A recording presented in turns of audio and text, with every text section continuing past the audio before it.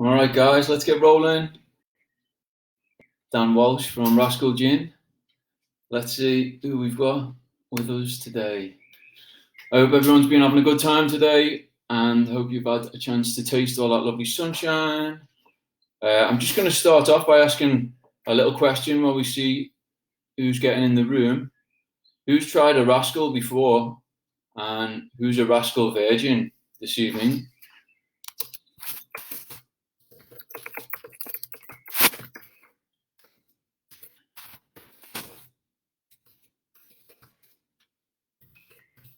It's totally okay if you are a Rascal virgin.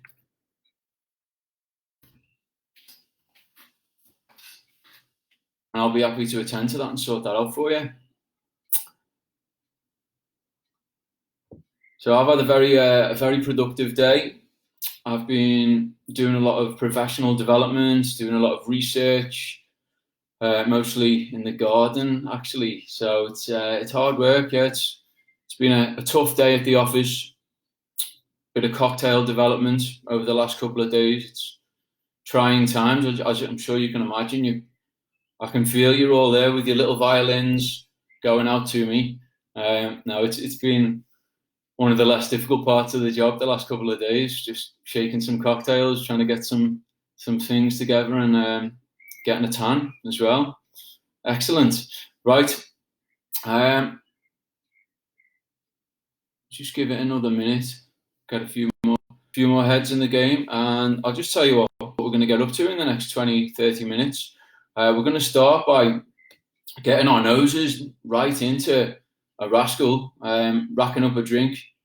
We'll attend to the important needs first. We'll get a drink in our hand. Look at the serve possibilities on that one. And then I'll give you a bit of background on Rascal and what's been going on in the world of Rascal, where it's all come from, really. And after that, we will shake. Well, I will shake, and anyone else who's up for getting involved in the cocktail as well.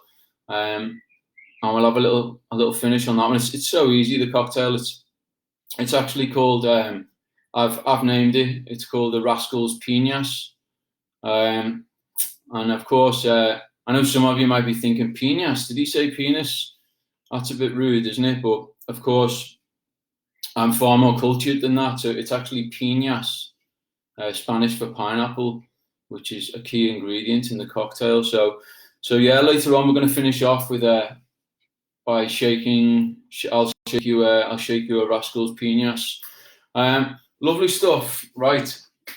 So I presume we've all got our Rascals. Going to get going. When I'm looking at a new drink, I usually just old habits. You just do. I've got a very set process really. I'll start with the gin neat. So I'll just get a bit of Rascal in there. And you can do this if you want, or if you'd rather, if you drank it already, maybe that's cool.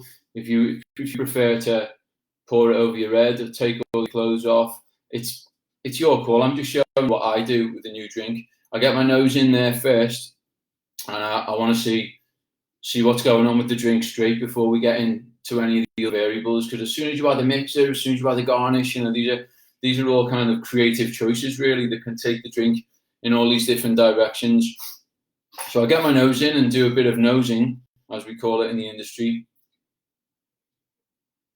Now, I actually found out recently that I always knew there was an enormous amount of what you taste comes from smell and your nose. But I actually read the other day, it said 80% apparently of the flavors you taste come from smell. So let's get stuck in. I mean, it helps obviously if you've got a nice big schnoz like mine. You can really get in there. There's probably an argument to say people with the bigger noses might actually be getting a bit more pleasure from life. Maybe we're happier people. I mean, judging by the look on my face, that certainly seems to be the case. Let's get our noses in anyway. Now it's 40% this, so it is a powerful bastard. It's feisty. So you might find your nostril hairs on the knee to getting a bit of a ravaging.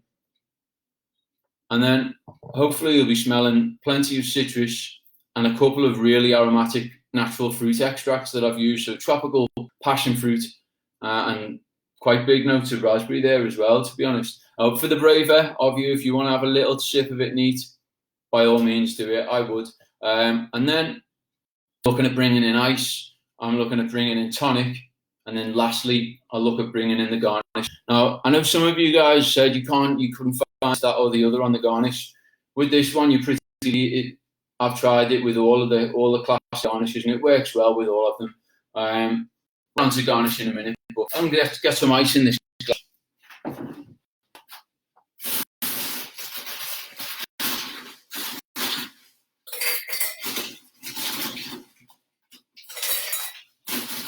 Make sure you put some ice all over the kitchen floor as well. That's really important.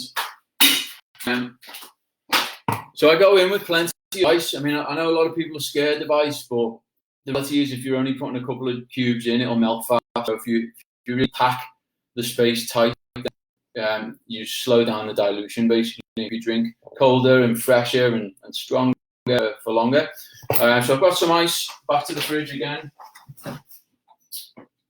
You can use classic or light with the feel, which is pretty good. I mean, the classic is a little bit fuller with that extra sugar, but it's up to you. I haven't got any left. I'm a big fan of the light usually, but so I'm using the classic Indian. And the thing with any tonic, I'm sure I'm teaching you to suck eggs, but every gin's so different now, especially in this age. There's so many different gins, and they're all got a totally different makeup. There's the days when you pour to a line on the glass are long gone, and it's also totally about what you like and what you're into, really. So the first way to do it is just start with a small amount, have a taste, and then build it up until you think, I like that. But if you go in with the whole can, enough, you can do, but there's no turning back, is there?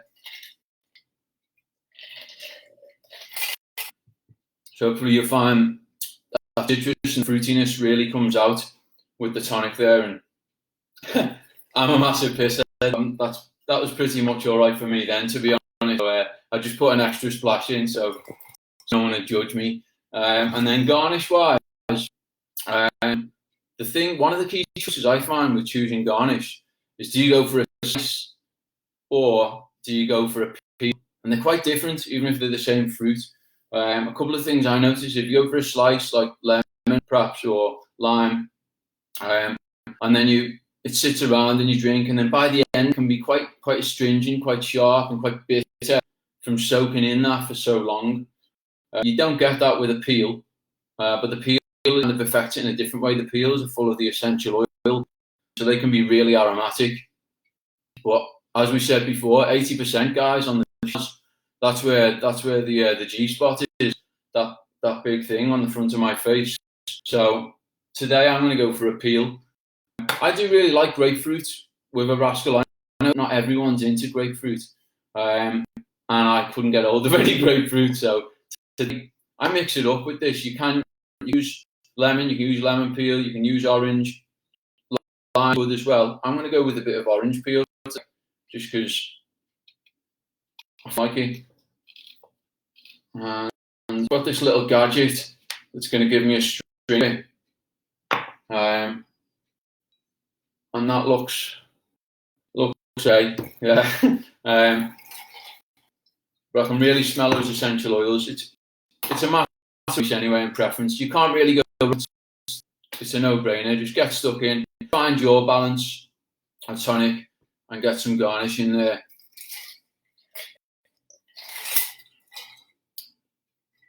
And that tastes pretty good to me. So yeah, just a bit about the Rascal background and what's going on in the Rascal world. It's basically just me on my own. I launched it a bit over a year ago. Before that, I'd been many things really. I've been being a teacher, being a tinker, being a candlestick maker, being a wanker. I've been all kinds of things, and now I'm a rascal. And the idea with this was I got a little bit worn out and tired of working really hard within other people's projects, and then getting really disappointed with the integrity of the whole things. Really decided to a point I needed to take a risk, and and I had no job or anything really to go to. I just thought, I've got to go for this. So I went out my way to kind of snidely smash a load of credit cards and went for it just a year ago. We did batch one. I do about 500 bottles, 600 bottles in a batch on last year. And now we're just about to enter 4 coming up in next month by the look. So it's exciting time anyway. Amazing support for me in the project throughout the year, which is massively. Anyway, yeah, there's been a lot of brands over the years that have influenced my style. When I was with Tinker Gin, there was a lot of emphasis citrus, the Spanish kind of influence. And I mean, let's face it, there's probably a lot of us here who have been to Spain and at least smashed a bottle of Lagos in for €8 and had a cracking time there. And you can't really argue with that, can you? But so it took a lot of influence from the Spanish style, the citrus driven, and things that weren't necessarily juniper scented, and saw the big market for that as well. It was really accessible because juniper can be a little bit bitter sometimes, and piney fragrance, it's just not for everyone. Whereas citrus is like a freshness and a sharpness that floated my boat. And Sir Robin of Bloxley from Sheffield, they were a big influence in teaching me, learning off John Cherry, like the basics of what on earth's going on in making gin, and their use of grapefruit and the distillation are always memorable. Made my first bottle of gin at Nelson's distillery in Staffordshire on a little still. That was really citrus forward. It's just like building tapestry. Brockman's was a big influence for the fruity, really fruity and aromatic, but kind of dry as well, really. So that was a big thing. Just with Rascal, even though it's really fruity and it smells quite sweet, there's no added sugar at all to it. So it's influence from Brockman's definitely there. And my favourite Spanish gin, Nordes, massive. Has anyone had a Nordes? Anyone had a go on that? That's my old favourites. I was last time I came through the airport from Spain, which is where I usually get my Nordes, the litre bottle for €30 or whatever. It's disappeared. So anyway, I'm sure you're all very interested in that. The violins are back. Yeah, so that was the background with the Rascal. In terms of the botanicals, and I was searching for sources of citrus really as well. So lots of citrus peels are a key thing in this. There's lots of lemon peel, lots of peel, and then another thing that's not always prominent on people's minds for citrus, that's in almost all gin as part of this coriander, and it's a bit of a fun because people think, I suppose your first thought is like aromatic, spicy, or some people hate like fresh coriander, don't they? It tastes like soap. It's a weird one, but it's a big source of citrus within as well. So I was quite in on that. And then yeah, really, I've just launched last week. Just launched the pre-order for a new Rascal. I'm just doing a little limited press of it for bottles and see if anyone gives a shit really. Well, see if anyone enjoys it and not justify a full sibling to join this family. It's a similar idea. Lots of citrus again. No added sugar. Got a bit of the typical passion fruit style to it, but really elevated the orange notes to it, the orange and blood orange as well. So kind of inspired by drinking a lot of Aperol spritz, really, and then the idea you get your bitterness from the tonic that you had anyway, but big on the orange. Right, let's have a little go at this. I'll show you this cocktail then. So I have Rascal's Piñas, as I mentioned earlier, which, not to be confused, I'd never be so crude as to mention penis. So this is Piñas, and all it is I'm going to be stuck together. I'm going to need a little bit of lime. I'm going to need some shakers.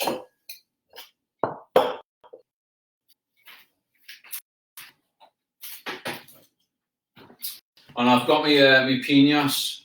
I've decanted it and had it chilling in the fridge there it all helps, you know, just keep the pinasse chilled. So let's construct this then. It is quite a boozy, it's a dead fruity, but kind of inspired by a pina colada, but with none of the cream and none of that stuff. More a citrus-driven, fresh, sharper thing, really. So I am going in. It obviously is complementary with the Rascal, but if you want to do this, just do it with whatever dry gin. It'll work. It'll work actually with anything. This is particularly complementary, but whatever. So I'm going to go in with the double of the Rascal, and we're going to go for a bit of lime. I'm using like a quarter. If you're half a lime, half again. I'm not really doing it. Lime's cool because there's no pips or seeds in it, so we just crack on and squeeze that in. Usually a lime about 30 ml of juice, so that'll be about 7.5 ml in there. What else are we doing here? Sugar syrup. Now, if you haven't got sugar syrup, I know it's a bit of a kind of cocktail thing to have hanging around. It's just, I mean, people say, oh yeah, it's dead easy to make it. Just get some sugar, water in a pan. It's messy, and it's like, I don't know. I probably just ordered one of these off Amazon for £7 or whatever, and it doesn't go off. It lasts you forever, and then you've got it for whenever you want to get. Whenever you want to get frisky. I'm going to use just 15 ml of sugar syrup, and it'll just fill out the mouth, really. So you've always got taste in cocktails. There's some kind of sharpness. It's balance, acidity, and sweetness are two of the biggest things, and the bitterness as well. So I've got that. Quarter of a lime squeezed in, 15 ml of the gone, just normal sugar syrup. And then I've got 15 ml of Rascal, and then in with the pinasse. So the pineapple juice, very important here. So I'm going in with 50 ml of pinasse as well. Now you guys might be familiar with this already, but we're going to do a thing here, a dry shake. A lot of cocktails, like the sours cocktails that you see with the foam on the top, they use egg whites, and they often dry shake first. So we're actually going to go in dry to start with on this. But don't worry, I've done it before, and it's absolutely fine. You can have a bit of fun with the dry shake. It's a bit of a this shake, you know. You can, I mean, people have all kinds of shaking methods. So you just really let yourself loose and have a little shake, get some grooves, work out your moves a little bit. I might even go for some music, just, you know, I mean, you get all kinds of shake. You get people shaking over here, shaking up and down like this, and I'll have a little go.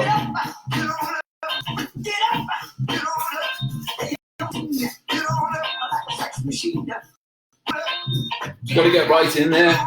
There's one way to shake.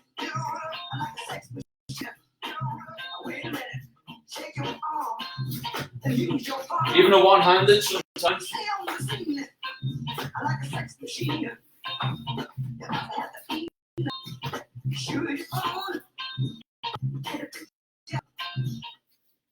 I usually get told off on the live stream for using music.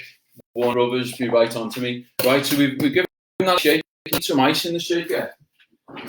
Ice shake basically just helps.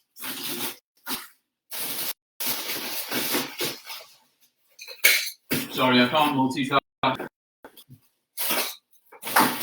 Get some on the floor, as always. The dry shake just helps get that creaminess.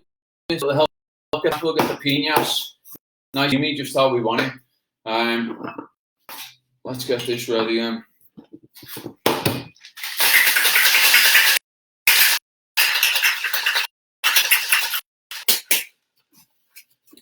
Usually a strainer, but I'm very disorganized and I've left off my kit somewhere else before lockdown. I'm just blagging it, opening a tiny crack. There we go. And we have it. Rascal's Pinas ready.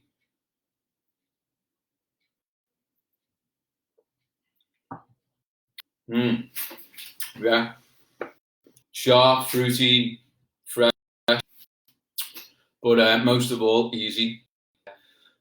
So I think it is coming up to the end stretch really of what I'm going to do with you. I hope you've enjoyed that. If I go with the Rascal's Pinas, yeah, let me know how you get on with that. I'm just going to have a quick look down these comments because I have been neglecting them.